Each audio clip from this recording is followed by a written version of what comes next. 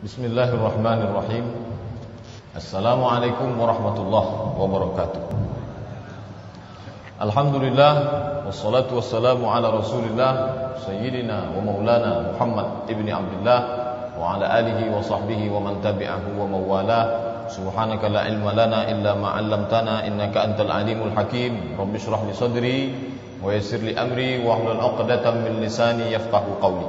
Bapak, ibu-ibu, hadirin, hadirat, saudara-saudari, tak dapat saya sebut satu persatu. Yang besar tak disebut gelar, yang kecil tak dapat disebut nama. Tapi insya-Allah kita ni semua adalah hamba-hamba yang dimuliakan oleh Allah Subhanahu wa taala. Amin ya rabbal alamin. Sampailah pada saat ini kita masih diberikan Allah kesempatan, maka ungkapan yang baik diucapkan seorang muslim sebagai tanda syukur atas nikmat yang lalu, agar supaya ditambah nikmat di masa akan datang, maka sama-sama kita ucapkan alhamdulillahirabbil alamin. Janji Allah dalam Al-Qur'an, la in syakartum la azidannakum. Kalau kamu bersyukur akan kutambah, kata Allah. Mudah-mudahan dengan syukur kita mengucapkan alhamdulillah, kehadiran kita datang salat berjamaah ke rumah Allah, di masa akan datang Allah akan tambahkan kesehatan, Allah tambahkan nikmat istiqamah iman dan Islam. Amin ya rabbal alamin. Kemudian berselawat kita kepada Rasulullah Muhammad sallallahu alaihi wasallam dengan mengucapkan Allahumma salli ala sayyidina Muhammad wa ala ali Muhammad, atau dalam bentuk lain Allahumma salli ala sayyidina Muhammadin nabiyil ummi wa ala alihi wa sahbihi wasallim. Mudah-mudahan dengan memperbanyak selawat kita ini termasuk umat Muhammad yang mendapatkan syafaat dan paling dekat tempatnya nanti di padang mahsyar dengan Nabi Muhammad sallallahu alaihi wasallam. Amin ya rabbal alamin. Hadis yang akan kita kaji malam ini satu hadis yang disebutkan dalam kitab Sunan Abi Daud. Jadi hadisnya disebutkan dalam kitab Sunan Abi Daud, salah satu dari kutubus sittah, 6 kitab hadis yang menjadi pegangan golongan Ahlus Sunnah wal Jamaah. Sahih Bukhari, Sahih Muslim, Sunan Tirmizi, Sunan Nasa'i, Sunan Abi Daud, Sunan Ibni Majah. Jadi hadis ini ada dalam kitab Sunan Abi Daud, diriwayatkan dari sahabat Nabi. Yang meriwayatkan hadis ini adalah Anas bin Malik radhiyallahu an.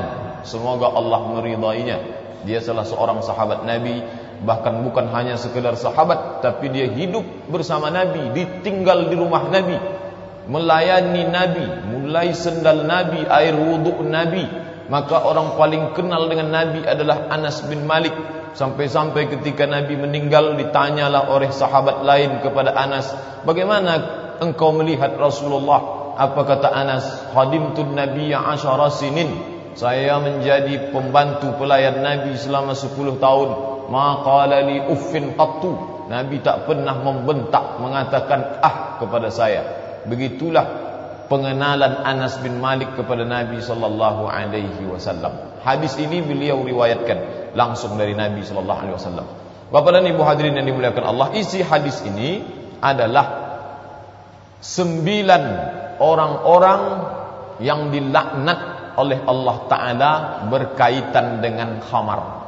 9 laknat Allah berkaitan dengan khamar. Apa saja itu? Ini yang akan kita kaji malam ini insya-Allah. Kata Nabi sallallahu alaihi wasallam, la'anallah, Allah Ta'ala melaknat. Kalau sudah dilaknat Allah Ta'ala, laknat ini sudah jadi bahasa Indonesia. Maka kita mungkin sering mendengar, nanti kamu dilaknat, nanti kamu dikutuk. Laknat adalah jauh dari rahmat Allah Subhanahu wa taala, dimurkai oleh Allah Taala, tak mendapatkan kasih sayang dan ridha Allah Subhanahu wa taala. Maka 9 yang berkaitan dengan khamar ini semuanya jauh dari rahmat Allah Taala. Padahal kita nanti masuk ke dalam syurga itu bukan karena amal kita, tapi karena kita mendapatkan rahmat Allah Taala. Lalu 9 ini jauh dari rahmat. Mengapa begitu? Karena yang ke-9 ini dilaknat oleh Allah Ta'ala. Apa saja dia? La'anallah, Allah melaknat. Kata Nabi sallallahu alaihi wasallam, yang pertama la'anallahul khamra. Yang dilaknat pertama adalah khamar. Khamar itu sendiri laknat Allah Ta'ala. Jadi yang pertama dilaknat adalah khamar. Apa itu khamar? Seringkali disebutkan dalam terjemah Quran, dalam terjemah hadis, dalam ceramah. Kalau sudah disebut khamar, maka yang terbayang di benak kita, terlintas di pikiran kita, khamar adalah minuman keras. Ada betulnya, tapi kurang tepat. Apa makna khamar? Khamar menurut bahasa adalah kain penutup, maka disebut dengan khimar. Kain yang menutup rambut perempuan itu disebut dengan khimar. Lalu apa hubungan kain penutup dengan cairan khamar? Hubungannya sama-sama menutup. Khimar menutup rambut, khamar menutup isi kepala. Kalau sudah orang menutup rambut, maka tak nampak lagi rambutnya. Kalau khamar diminum, maka tertutup akal sehatnya. Tak lagi dapat membedakan mana anak kandung, mana anak orang lain, mana kawan, mana lawan, mana musuh, mana sahabat. Buta, bukan buta matanya. Matanya dapat melihat, tapi satu dalam dirinya tak berfungsi. Apa itu? Akal sehatnya tertutup. Apa yang menutupi? Yang menutupi adalah khamar. Maka dia disebut dengan khamar karena dia menutupi akal sehat manusia. Itu secara bahasa. Lalu makna khamar itu sendiri dipahami oleh orang Arab zaman Nabi itu apa? Khamar adalah cairan dari inab. Inab itu anggur. Jadi anggur itu diperas, diinjak, dihaluskan, bagaimanapun caranya, ditumbuk, keluar airnya, lalu kemudian disaring, dibiarkan ke dalam gelas. Cairan khamar itu, cairan anggur itu belum lagi haram. Kapan dia menjadi haram? Ketika dibiarkan beberapa hari, kemudian dia berbuih. Ini menurut istilah orang sekarang, setelah melewati proses fermentasi. Ketika mengalami proses itu beberapa hari, maka keluar zat baru yang dikenal orang sekarang dengan alkohol. Jadi dia bukan semuanya alkohol. Kalaulah semua khamar itu alkohol, orang yang minum itu tidak mabuk, tapi mati. Karena alkohol itu mematikan. Oleh sebab itu minuman keras sekarang, kalau kita tengok isinya, dia tidak 100%. Ada yang 20, ada yang 10, ada yang 5, ada yang 0,5, ada yang 0,1 kandungan alkohol di dalam. Karena kalau memang betul orang minum alkohol, dia tak mabuk, tapi dia mati. Buktinya kita baca di koran, orang yang mau mabuk tapi tak punya cukup modal. Akhirnya kopi itu dicampur sama spiritus, dicampur dengan alkohol, dibeli di apotik, akhirnya dicampur, diminum, dia tak mabuk tapi mati. Kenapa? Karena kelebihan dosis. Karena dia bukan minuman, tapi dia adalah racun yang dimasukkan ke dalam minuman. Oleh sebab itu makna khamar pada awalnya adalah cairan buah anggur. Kalaulah itu yang dipahami, maka orang tak takut minum khamar yang lain. Kenapa? Karena seperti bir, kamput, tua, itu tak ada kaitan dengan anggur. Yang disebutkan dalam Al-Quran, yang disebutkan dalam hadis ini, la'anallahul khamra. Yang dilaknat Allah adalah khamar, cairan anggur. Lalu bagaimana kalau orang mabuk dengan tua? Bagaimana kalau orang mabuk dengan bir, kamput, dan lain sebagainya? Tak masukkah dia dalam hadis ini? Maka suatu ketika Umar ibnul Khattab berkhutbah naik ke atas mimbar. Kata Umar ibnul Khattab, makna khamar yang pada awalnya pemahaman orang Arab adalah cairan anggur, tapi dia mencakup, meliputi 5 cairan yang lain. Menurut Umar bin Khattab, apa saja dia? Cairan anggur disebut khamar, cairan kurma, yang pertama inab, anggur. Yang kedua at-tamra, tamra itu kurma. Yang ketiga adalah hintah, hintah itu gandum. Yang keempat adalah syair, syair pun gandum. Cuman beda jenis hintah dengan syair, dua-duanya gandum, tapi beda jenis, beda kualitas. Cairan ini pun disebut juga dengan khamar. Kemudian yang kelima adalah asal, madu.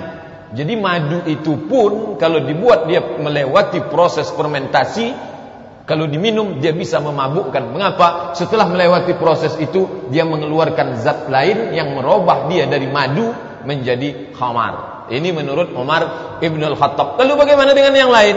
Tak masuk dari yang 5 ini. maka ulama memaknainya lebih umum daripada yang 5. Apa maknanya? Diambil titik persamaannya. Apa titik persamaan antara khamar dengan yang lain? Titik persamaannya adalah semua produk makanan, olahan, minuman, semua jenis yang dapat menghilangkan kesadaran manusia, maka hukumnya sama dengan khamar. Ambil contoh jenis tanaman. Tidak hanya sekedar minuman yang ada pada zaman Nabi SAW, tapi jenis tanaman yang mungkin tak ada di Jazirah Arab. Dari mulai Yaman sampai Mesir tak ada. Buah kecubung misalnya, itu tak ada. Dia hanya ada pada iklim tropis. Tapi kalau dimakan, orang akan hilang kesadaran. Maka sama titik temunya ada. Oleh sebab itu digunakanlah yang disebut dalam Islam, asal pengambilan hukum dalam Islam ada 10, tapi yang disepakati oleh semua mazhab hanya ada 4. Yang 6 ini mukhtalaf, ikhtilaf ulama mengambil yang 6 jadi dasar hukum. Yang sepakat hanya 4: Quran, hadis, ijma', qiyas.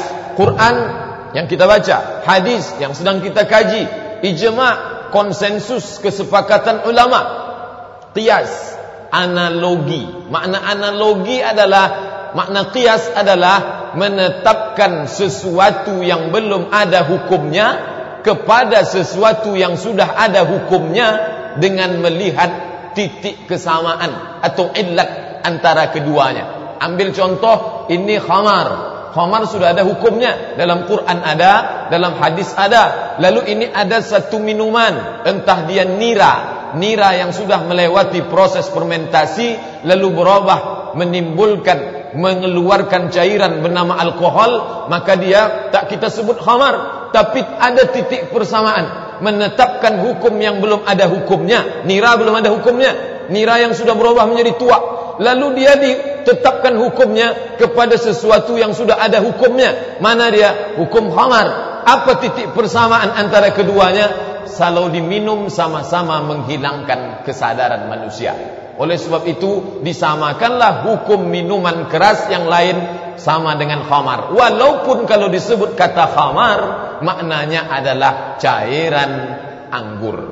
Bapak dan Ibu hadirin yang dimuliakan Allah Subhanahu wa taala, semakin hebat ilmu pengetahuan, semakin canggih medis dan lain sebagainya, maka akan muncul yang mungkin 100 tahun, 1000 tahun yang lalu belum ada. Sabu-sabu, ekstasi, rohipnol, nipam dan lain sebagainya itu belum dikenal. Bahkan mungkin 10-20 tahun akan datang, kita pun tak lagi tahu tak apa namanya.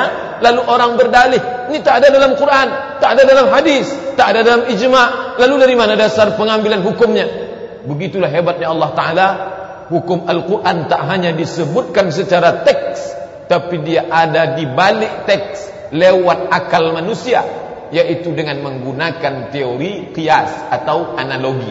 Jadi zaman akan datang, secanggih apapun dia namanya, maka hukumnya mengikut kepada khamar. Oleh sebab itu, walaupun hadis ini bercerita tentang cairan anggur, tapi semua minuman, olahan, makanan, jenis buah, apapun namanya, cairan, kalau dia sama seperti anggur, maka hukumnya sama seperti cairan anggur, seperti hukum khamar. Inilah penjelasan tentang khamar. Bapak dan Ibu hadirin yang dimuliakan Allah, walaupun Jazirah Arab itu kering kerontang, tapi pohon kurma, pohon anggur itu berbuah subur. Oleh sebab itu kalau di Mesir pada musim panas, itu anggur murah sekali, sampai harganya 1 Junai mata uang Mesir itu 1 pon. 1 pon Mesir, 1 pon itu lebih kurang sekarang sekitar 2.500 perak sekilo anggur. Oleh sebab itu kalau dikatakanlah tempat kita ni lemah ripah loh jenawi, tongkat dan batu jadi tanaman, tapi jambu air 10.000. Tapi di tanah yang gurun pasir itu bisa tumbuh anggur sejak zaman Nabi SAW. Oleh sebab itu mereka mengolah ini anggur jadi minuman. Bagaimana mereka ketergantungan orang Arab itu kepada anggur pada zaman Nabi. Ketika turun ayat pengharaman anggur, pengharaman air anggur khamar, maka mereka semua menumpahkan cairan anggur itu ke parit-parit kota Makkah dan kota Madinah penuh semuanya. Begitulah mereka pengolahan anggur itu. Andailah kita satu kota Pekanbaru ini membuang cairan khamar yang ada, saya kira tak sampai penuh parit kota Pekanbaru. Oleh sebab itu sangat banyak. Makanya ayat yang mengharamkan tentang khamar itu tak turun sekaligus. Seandainya Allah Ta'ala menurunkan ayat khamar sekaligus, amat sangat memberatkan mereka. Makanya ayat tentang khamar, pengharaman khamar, itu masuk dalam kategori at-tadarruj fit tasyri'. Syariat Islam yang mengharamkan secara bertahap. Tahap pertama tak ada cerita haram. Tahap pertama bercerita tentang negatif, positif, baik, buruk. Yas'alunaka 'anil khamri wal maisir. Mereka bertanya kepadamu ya Muhammad tentang khamar dan judi. Allah tak katakan tu haram ya Muhammad. Tak. Qul, katakan ya Muhammad, fihima ithmun kabir. Di dalam keduanya, dalam khamar dan dalam judi itu ithmun kabir. Ada dosa yang besar. Wa manafi'u linnas, tapi ada manfaatnya. Digunakan dalam bentuk jamak. Manfaat, satu manfaat, tapi Allah tak pakai kata bentuk tunggal. Allah pakai bentuk jamak, plural. Manafi', artinya ada manfaat. Banyak manfaat khamar. Yas'alunaka 'anil khamri wal maisir. Kalau mereka bertanya kepadamu tentang khamar dan judi, qul, katakan ya Muhammad, fihima ithmun kabir. Di dalamnya banyak dosa. Wa manafi'u linnas, dan di dalamnya juga banyak manfaat. Wa ithmuhuma akbar, tapi dosanya lebih banyak. Jadi ketika ditanya, ya Muhammad, bagaimana ini khamar? Khamar ini manfaatnya banyak, tapi juga dosanya banyak, dan dosanya lebih banyak. Oleh sebab itu hati-hati. Belum cerita haram.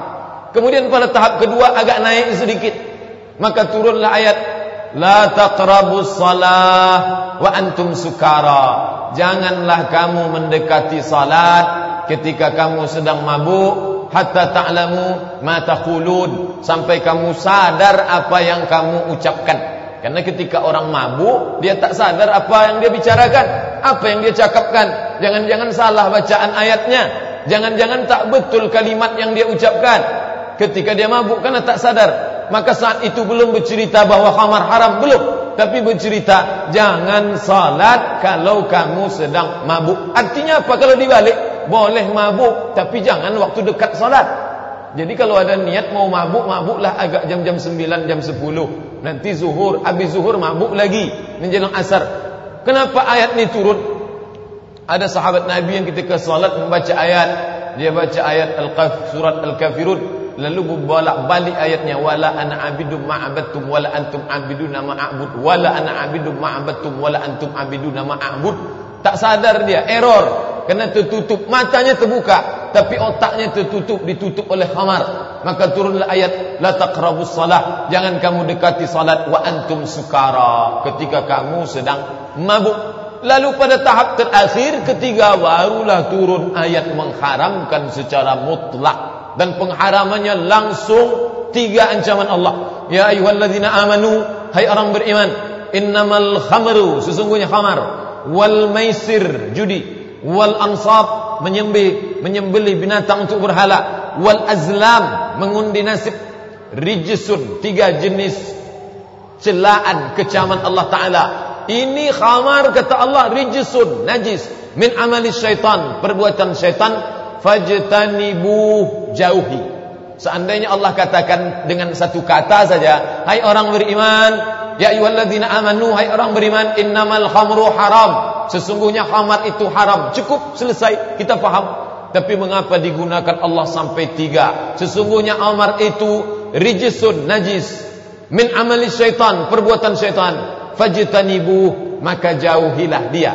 Maka menurut kaedah tafsir, kalau sampai pengharaman itu digunakan 3 kata bentuk celaan, menunjukkan penekanan makna yang amat sangat dalam, supaya orang Islam tak tahu hanya sekedar tahu bahawa dia hukumnya haram, tapi penekanan maknanya amat sangat dilarang dalam Islam. Bapak dan Ibu hadirin yang dimuliakan Allah Subhanahu wa taala, mengapa begitu kuat larangan Allah Ta'ala tentang khamar?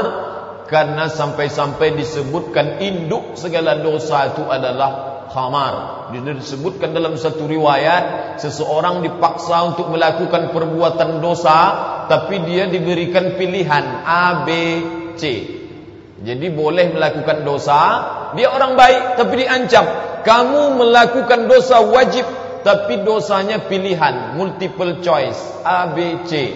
Yang pertama minum khamar, yang kedua membunuh, yang ketiga berzina. Di antara tiga pilihan ini dia merenung, kalau saya berzina, nanti ini hamil, lalu anak haram, banyak dosanya. Kalau saya bunuh termasuk dosa besar. Maka dia pikir-pikir di antara yang tiga ini yang paling ringan adalah minum khamar. Kalau begitu saya minum khamar sajalah. Apa yang terjadi? Lalu dia minum khamar. Sebagaimana kita bahas, khamar menutupi akal. Setelah dia minum, maka gelap matanya karena tertutup otaknya. Setelah dia minum, dia mabuk, akhirnya dia perkosa itu perempuan. Setelah diperkosa, sadar kalau ini perempuan bicara, nanti dia akan bukakan semua aib saya. Akhirnya dia bunuh. Akhirnya tiga-tiga terlaksana. Apa penyebabnya? Adalah khamar. Oleh sebab itu kita baca di media massa, kita saksikan di televisi, kita dengar di radio, berbagai macam kejahatan zaman sekarang itu di antara faktor penyebabnya adalah khamar. Zina, incest, kasus keluarga, maaf cakap, mungkin saudara kandung dan lain sebagainya. Ketika ditanya mengapa terjadi, saya tak sadar, mabuk. Walaupun bukan karena cairan, tapi zaman sekarang lebih maju karena yang lain-lain. Berbagai macam bentuk dan jenisnya, dari bentuk pil, kapsul, cairan, bubuk, serbuk dan lain sebagainya, yang kesemuanya intinya sama dengan khamar, menutupi kecerdasan, kesehatan akal manusia. Bapak dan Ibu hadirin yang dimuliakan Allah, karena begitulah hebatnya dampak daripada khamar dan sejenisnya itu, maka Allah Ta'ala haramkan dalam Quran dan dalam hadis yang kita bahas malam ini, untuk lebih meluaskan maknanya. Karena ada orang-orang di antara kaum muslimin yang memahami bahwa khamar itu yang dihukum Allah hanya orang yang minumnya saja. Padahal dalam hadis yang mau kita kaji malam ini, tak hanya peminumnya, tak hanya khamarnya yang dilaknat Allah, tapi ada 9 yang dilaknat oleh Allah Subhanahu wa ta'ala. Bagaimana hukum meminum khamar? Jelas hukumnya haram. Tapi bagaimana hukum fisiknya? Ada hukum nanti yang akan diterima di akhirat, yang insya Allah semua orang yang berdosa mendapatkan balasan, orang yang berbuat baik, beramal saleh akan mendapatkan balasan. Tapi ada beberapa perbuatan yang hukumnya disebutkan secara teks dalam Al-Quran. Hukum yang disebutkan secara teks itu disebut dengan hukum hudud. Jadi kalau Bapak Ibu dengar atau baca di internet, nanti ada menyebut hukum hudud. Itu namanya hukum yang disebutkan secara teks dalam Al-Quran, dilaksanakan oleh Nabi SAW. Contohnya apa? Az-zaniyatu, pezina perempuan, waz-zani, pezina laki-laki, fajliduhuma mi'ata jaldah, cambuklah mereka 100 kali. Nah, itu hukumnya jelas, ada dalam Quran, tertulis secara teks, namanya hukum hudud. As-sariqu, pencuri laki-laki, was-sariqatu, pencuri perempuan, faqata'u aydiyahuma, potonglah kedua tangan mereka, potonglah tangan laki-laki dan tangan perempuan yang mencuri itu. Itu pun jelas hukumnya. Lalu bagaimana dengan peminum khamar ini? Apakah ada penjelasan hukumnya? Maka mazhab dalam Islam terbagi kepada 2 tentang masalah peminum khamar. Dalam mazhab Hanafi, itu hukum peminum khamar dicambuk sebanyak 80 kali. Sedangkan dalam mazhab Syafi'i, itu peminum khamar dicambuk sebanyak 40 kali. Mengapa mereka bisa berbeda pendapat? Padahal Imam Syafi'i adalah murid Imam Maliki. Karena mereka berbeda pengambilan hukumnya. Imam Hanafi menetapkan hukum 80 kali karena beliau mengambil ijtihad Umar ibn al-Khattab. Pada masa Umar bin Khattab, orang yang minum khamar itu dihukum 80 kali oleh Umar berdasarkan musyawarah beliau dengan Abdurrahman bin Auf. Sedangkan mazhab Syafi'i itu mengambil perbuatan Nabi, juga dilakukan oleh Abu Bakar, Utsman dan Ali. Mereka menetapkan hukum 40 kali. Datanglah seorang kepada Nabi, lalu dia sudah minum khamar, lalu Nabi pukul dia 40 kali. Itulah yang didasarkan mazhab Syafi'i, 40 kali. Baik 40 kali maupun 80 kali, menurut ulama dua-duanya boleh dipakai. Mengapa demikian? Karena Nabi mengatakan, alaikum bisunnati, ambillah sunnahku. Sunnah adalah tradisi yang dibuat. Tradisi Nabi menetapkan peminum khamar 40 kali, maka boleh diambil. Tapi Nabi juga mengatakan, alaikum bisunnati, ambil sunnahku, wa sunnatil khulafa'ir rasyidin. Laksanakan juga sunnah tradisi khulafa'ir rasyidin. Abu Bakar, Umar, Utsman dan Ali. Umar menerapkan 80 berdasarkan ijtihad musyawarah beliau dengan sahabat yang lain, di antaranya adalah Abdurrahman bin Auf. Maka hukum 80 kali pun bisa juga dipakai. Ini penerapannya langsung. Adapun hukum di akhirat, itu adalah hukum yang tak diragukan lagi. Bapak dan Ibu hadirin yang dimuliakan Allah Subhanahu wa taala, baru yang kita kaji satu, yaitu khamar. Bagaimana dengan yang 8 lagi? Yang kedua dilaknat Allah taala adalah wasyaribaha, orang yang meminumnya, mengkonsumsinya. Laknat pertama untuk khamarnya, yang kedua adalah orang yang meminumnya. Apakah ada alasan untuk membolehkannya? Mungkin karena hujan lebat, orang kedinginan, lalu dia cari alasan, saya minum ini bukan untuk mabuk Pak Ustaz, ini untuk menghangatkan badan saja. Saya tinggal di Australia, nanti datang musim dingin di bawah 0 derajat. Kalau saya tak minum, badan saya dingin. Bolehkah untuk menghangatkan badan? Maka hadis yang mengharamkan tentang sedikit dan banyak juga disebutkan dalam kitab Sunan Abi Daud. Apa kata Nabi? Ma askara qaliluhu, ma askara kasiruhu, faqaliluhu haram. Sesuatu yang jika banyaknya memabukkan, sedikitnya pun juga haram. Ma askara qaliluhu, ma askara kasir, kasir banyak. Kalau dia diminum banyak mabuk, maka qaliluhu, sedikitnya pun haram juga. Mengapa dalam masalah khamar ini tak ada batasan? Mengapa Nabi tak mengatakan kalau 1 gelas haram, tapi kalau 1 teguk tidak? Mengapa tak demikian? Karena tak dapat diukur orang itu mabuk kapan. Bisa jadi 1 gelas tak mabuk, bisa jadi 1 teguk mabuk. Karena sifatnya kondisional. Oleh sebab itu Nabi mengatakan tak ada tawar-menawar. Ma askara kasiruhu, kalau dia banyak memabukkan, faqaliluhu haram, maka sedikitnya pun haram. Oleh sebab itu yang dilaknat yang kedua adalah syaribaha.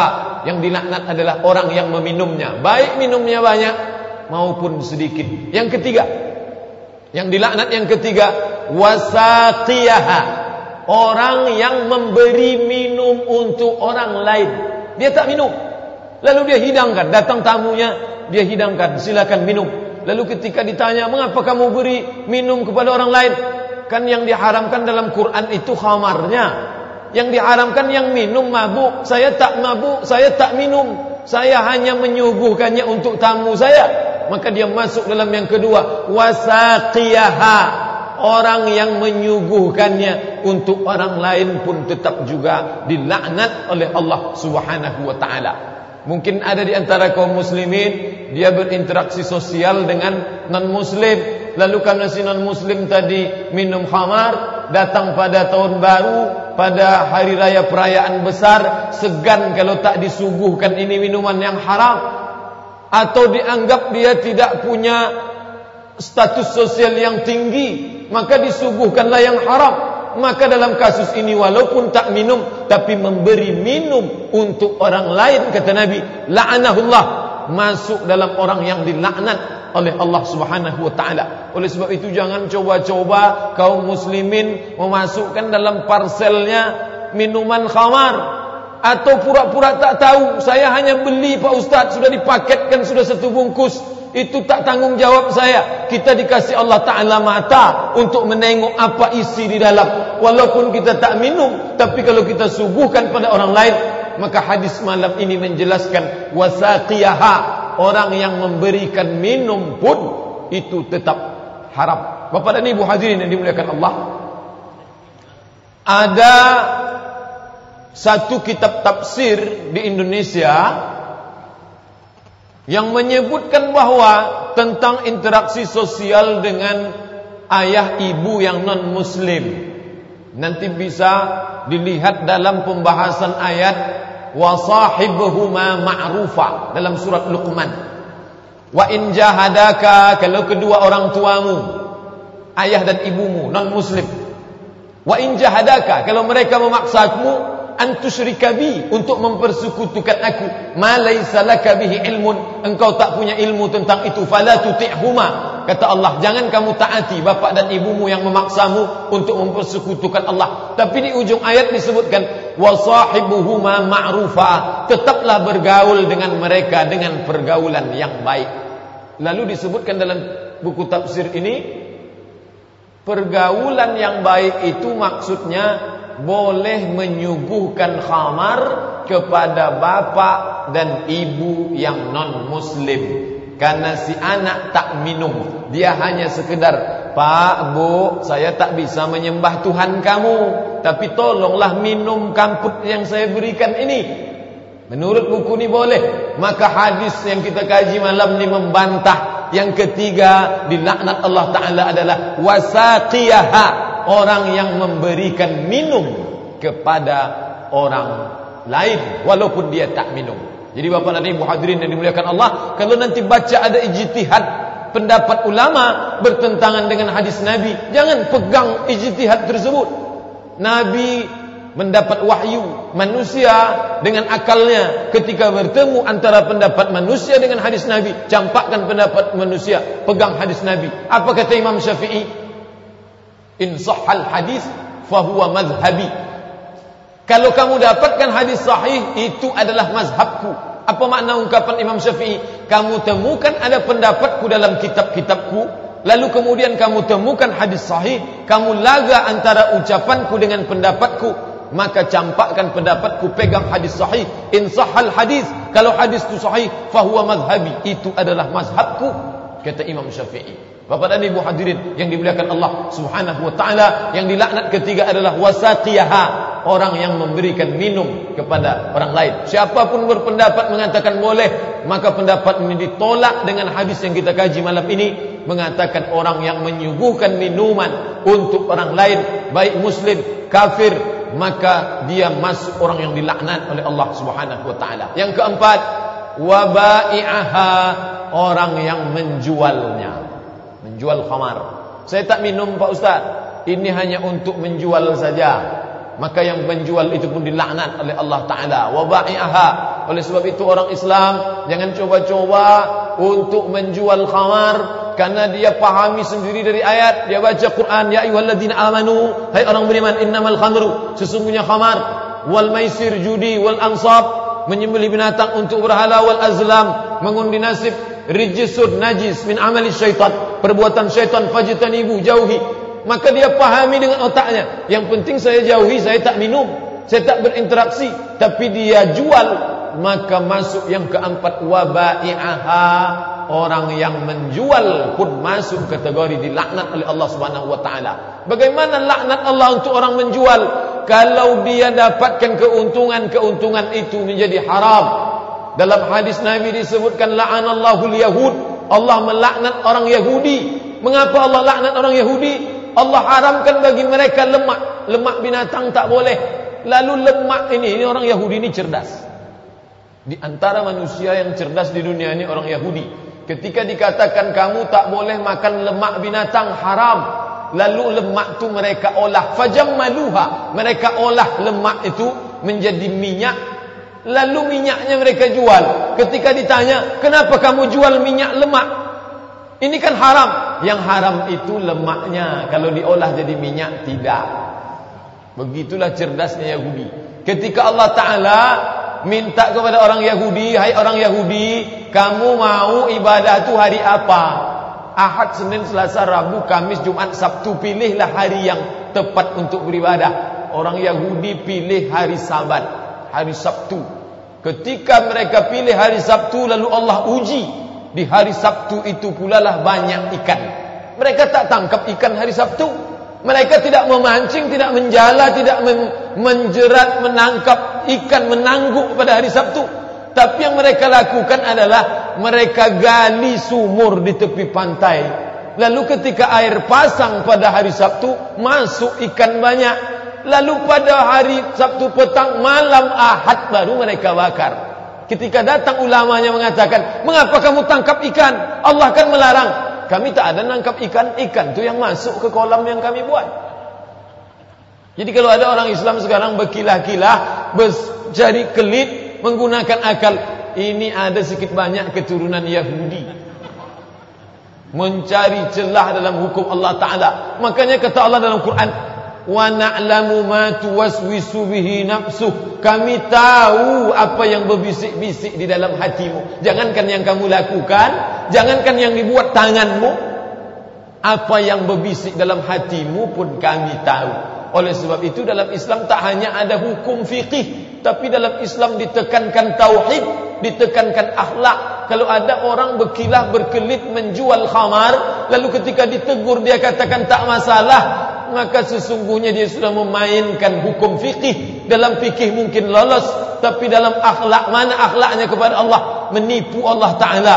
Mana tauhidnya kepada Allah? Allah Ta'ala menengok apa yang dia lakukan, dan Allah Ta'ala tahu apa yang terlintas dalam hatinya. Yang kelima yang diharamkan Allah Ta'ala adalah wa mubta'aha. Mubta'aha, pembeli. Kalau yang keempat tadi penjual, sekarang yang kelima pembeli. Untuk apa dia beli? Bisa jadi untuk dalam acara besar, lalu dia tak ada urusan, dia tidak minum, dia tidak sentuh khamar, dia hanya membeli saja. Dia beli, habis itu dia bawa. Ketika ditanya, mengapa kamu beli? Itu kan khamar haram. Iya, khamar itu haram kalau diminum. Kalau saya belikan untuk orang lain, apa salahnya? Hadis malam ni kita kaji mengatakan dia juga dilaknat oleh Allah Subhanahu wa Ta'ala. Bapak dan Ibu hadirin yang dimuliakan Allah, dalam kehidupan modern sekarang, mau tak mau, suka tak suka, mungkin kita akan bersentuhan dengan ini. Kita minum insya-Allah tidak, tapi kita tertuntut untuk membeli, untuk menyuguhkan, untuk menjual dan lain sebagainya. Sengaja atau tak sengaja, karena kita hidup berinteraksi sosial dengan orang baik, orang banyak muslim dan non-muslim yang mereka menggunakan khamar. Saya semasa kuliah dulu, jadi kita mau tak bisa melepaskan diri dari persatuan pelajar. Kita juga seorang pelajar, maka pelajar juga punya hubungan dengan kedutaan. Kedutaan pula setiap tahun ada acara kumpul bersama kedutaan negara lain. Tidak hanya negara Arab. Kalau hanya negara Arab, Mesir, Yordania, Libya, Tunisia, Aljazair, mungkin semua kedutaannya muslim. Tapi akan ada tamu dari Amerika, dari Belanda, dari Inggris, dari Jerman. Ini mereka minumnya khamar. Maka kedutaan akan malu kalau tak ada khamar. Maka berkumpullah kita dengan teman-teman persatuan pelajar. Nanti akan ada kemungkinan kita dilibatkan dalam kepanitiaan. Kalau kita disuruh menuangkan khamar, atau menyuguhkan khamar, atau membawakan khamar ke meja, bagaimana sikap kita? Kita tak minum khamar, tapi dalam hadis jelas di bawah disebutkan wasaqiha, yang memberikan minum, wa mustari wa mubta'aha, yang membelikan. Apakah kita selamat daripada ini? Sementara efek dari menolak itu besar. Persatuan Pelajar Indonesia dia dapat subsidi bantuan dari kedutaan. Kalau sampai menolak, apakah siap putus sewa rumah? Apakah siap punya bantuan selama ini dipotong? Maka dilema, di tengah dilema itu saya masih ingat ketika kita musyawarah, harga rumah mahal. Sewa untuk tempat tinggal sekretariat Persatuan Pelajar butuh dana $200. Sewa saja, lain operasional yang lain. $200, 2 juta. Dari mana mahasiswa memenuhi? Mahasiswa tinggal di asrama, tapi kita harus punya kantor, tempat berkumpul, tempat mengadakan kegiatan. Ini bantuan dari kedutaan. Maka kita sepakat, mau diputus, mau tidak, kita harus berani. Kalau ada khamar dalam acara nanti, kita tidak akan mau terlibat dalam kepanitiaan. Alhamdulillah, bapak-bapak di Kedutaan Besar Republik Indonesia mau menerima. Tahun ini kita tidak akan pakai acara ini pakai khamar. Tak ada khamar sama sekali. Semuanya minuman yang halal. Acara itu jadi juga, acara itu selesai juga. dan tamu tetap juga datang. Jadi sebenarnya kemauan untuk melaksanakan atau menolak. Kadang orang Islam ni belum dibuat sudah takut duluan. Tinggal di negara kita, di tempat kita, kita yang menjadi tuan rumah. Mengapa kita mesti ikut selera tamu? Mengapa kita takut direndahkan? Oleh sebab itu menunjukkan ciri negeri Melayu yang identik dengan Muslim. Kalau sudah disebut Melayu, yang terbayang di pikiran manusia adalah Muslim. Melayu tanpa Islam hilang tinggal layunya saja. Oleh sebab itu kita yang punya tanah ni, yang punya negeri ni, ketika ada acara mengundang orang yang non-Muslim, siapakah dia? Boleh jadi khamar halal buat dia. Tapi kita sebagai orang Islam masuk dalam kategori dilaknat Allah Ta'ala. Orang yang membeli, orang yang membelikan, orang yang menyuguhkan walaupun dia tak minum, apalagi sampai minum. Yang keenam, wa'asiraha. Asir, kalau bapak ibu pergi ke Mesir nanti mau pesan jus. Jus itu bahasa Arabnya asir. Asir artinya jus. Asir mango, jus mangga. Asir burtukal, jus jeruk. Apa makna jus di sini? Orang yang asal kata jus adalah orang yang menghancurkan anggur ini. Orang yang mengolah anggur ini menjadi hancur lalu memeras mengeluarkan airnya. Ini termasuk. Dia tak minum. Saya tak minum sama sekali. Saya hanya menginjak-injak dan menyaringnya. Ini pun dilaknat oleh Allah Ta'ala. Jadi pekerjaan manusia zaman dulu tradisional, dia hanya mengambil anggur-anggur busuk lalu dimasukkan ke dalam tong besar lalu diinjak. Hasilnya itu disaring lalu disimpan dalam botol sekian hari. Tapi untuk zaman sekarang, makna asiraha, orang yang mengolah anggur, merubah tak hanya anggur, apapun nama jenis minuman khamar, maka dia masuk kategori orang yang bekerja untuk menghasilkan khamar. Yang keenam, asiraha, orang yang mengolah. Yang ketujuh, wa mu'tasiraha, dia tidak mengolah tapi dia minta olahkan. Dia bawa ini sekeranjang anggur, lalu dia bawa, tolonglah olahkan anggur ini jadi minuman keras. Maka ini masuk dalam kategori orang yang dilaknat oleh Allah Subhanahu wa ta'ala.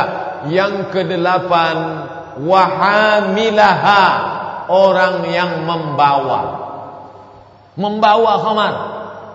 Dia pun dilaknat oleh Allah Ta'ala.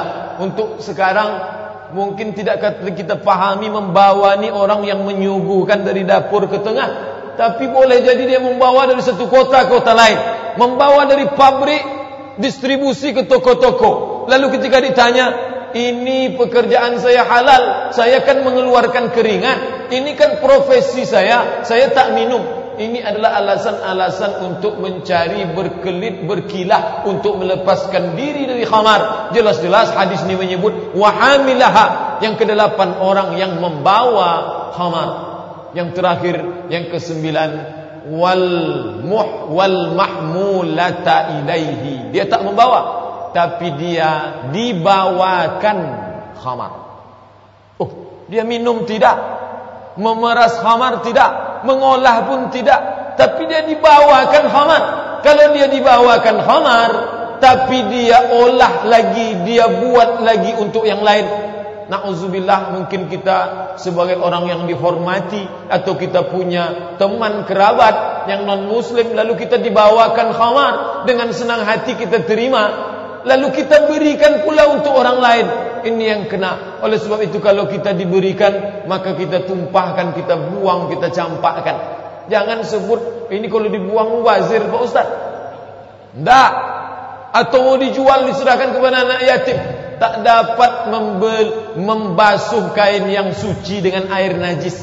Innallaha tayyibun, Allah tu maha suci. La yaqbalu illa tayyiban, Allah tak menerima kecuali yang suci-suci juga. Walaupun nampaknya duit ini halal, saya berikan, tak boleh. Kenapa? Karena ketika kita jual, belum pasti yang meminum itu orang yang tak seakidah dengan kita. Boleh jadi yang meminumnya adalah saudara-saudara kita. Atau kita simpan. Saya simpan saja, nanti saya suguhkan kepada teman saya yang lain kalau dia datang. Maka kita termasuk kepada orang yang membawakannya kepada orang lain. Jadi bapak dan ibu hadirin yang dimuliakan Allah, kajian kita malam ini tentang khamar ini tak hanya tentang air anggur, air kurma, air madu, air gandum, syair dan hintah, tapi semua jenis olahan dalam bentuk kapsul, bubuk, serbuk, cairan, suntikan, semua yang Wassalamualaikum warahmatullahi wabarakatuh. Haram.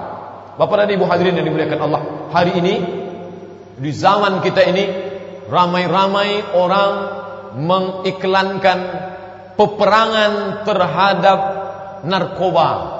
Say no to drug. Dibuatlah di baliho, di tulisan, di koran dan lain sebagainya. Ini baik, tapi kalau hanya sekedar iklan yang diucapkan manusia, dibuat dalam bentuk undang-undang, dia tak akan masuk ke dalam hati manusia. Satu-satunya cara yang bisa merubah manusia ini adalah masuk ke dalam lubuk hatinya. Malam ini orang tak diarahkan dia kepada khamar. Jangan minum khamar, nanti kalau kamu mabuk kamu tabrakan masuk ke parit. Jangan minum khamar, nanti kamu terjerumus ke zina karena kamu tak sadar. Jangan pakai ini. Kita tak disadarkan itu, tapi kita disadarkan kalau sampai melakukan interaksi dengan khamar, masuk ke dalam yang 9 kelompok, ancamannya tak tanggung-tanggung. La'anahullah, dilaknat oleh Allah Subhanahu wa ta'ala. Padahal yang kita inginkan hidup ini adalah masuk dalam rahmat Allah. Laknat dijauhkan dari hidayah, laknat dijauhkan dari rahmat. Yang paling kita takutkan dapat laknat Allah adalah tertutup pintu hati untuk menerima kebenaran. Seorang yang bekerja sebagai pembawa khamar, dia memang tak minum khamar, tapi hasil dari usahanya itu dia berikan ke beras, dia tanak menjadi nasi, pulang dia makan, dia berikan ke anak, ke istrinya. Tertutup pintu hati. Disampaikan yang baik-baik tak lagi masuk ke telinga. Apa sebab? Hati sudah tertutup. Khatamallahu ala qulubihim, hati tertutup. Kalau sudah hati tertutup, menular ke telinga. Wa ala sam'ihim, kalau sudah ke telinga masuk ke mata. Wa ala absarihim ghishawah. Apa sebab? Memakan yang haram walaupun tak secara langsung. Oleh sebab itu Bapak dan Ibu hadirin yang dimuliakan Allah, banyak pengajian di TV ada, di radio ada, di koran dibaca, di majalah ditulis. Mengapa hidayah ini tak sampai? Ada dinding tebal yang membuat manusia jauh dari hidayah Allah. Apa sebab? Salah satunya adalah terjerumus dalam ke-9 laknat Allah Ta'ala. Bapak dan Ibu hadirin yang dimuliakan Allah, hadis yang kita kaji malam ini statusnya adalah hadis sahih. Dalam pengambilan hukum, hadis dhaif tak jalan, hadis maudhu tak laku. Yang pakai adalah hadis sahih, hadis hasan. Oleh sebab itu hadis malam ini, hadis sahih, dijadikan dalil pengharaman khamar setelah ayat Al-Quran. Bapak dan Ibu hadirin yang dimuliakan Allah, usaha kita untuk menjauhkan keluarga, kerabat, lingkungan, masyarakat, bangsa dari khamar, salah satunya adalah dengan kembali kepada tuntunan Al-Quran dan sunnah Nabi Muhammad sallallahu alaihi wasallam. Saya tak mengatakan bahawa para penguasa, para penegak undang-undang yang mengiklankan itu dengan aturan, dengan slogan, itu bukan mengecilkan, itu pun besar. Tapi alangkah lebih masuk ke dalam hati manusia kalau kita pakai hadis Nabi dan ayat Al-Quran. Karena manusia ini kalau disentuh otaknya, maka dia akan melawan dengan sifat rasionalitasnya. Tapi kalau sudah disentuh hatinya, maka dia akan tunduk kepada apa yang kita inginkan, karena hatinya sudah digenggam, sudah masuk dalam hidayah Allah Ta'ala. Terima kasih atas segala perhatian. Mohon maaf banyak kata-kata tak berkenan di hati. Aqulu qawli hadza astaghfirullah li wa lakum. Wassalamualaikum warahmatullahi wabarakatuh.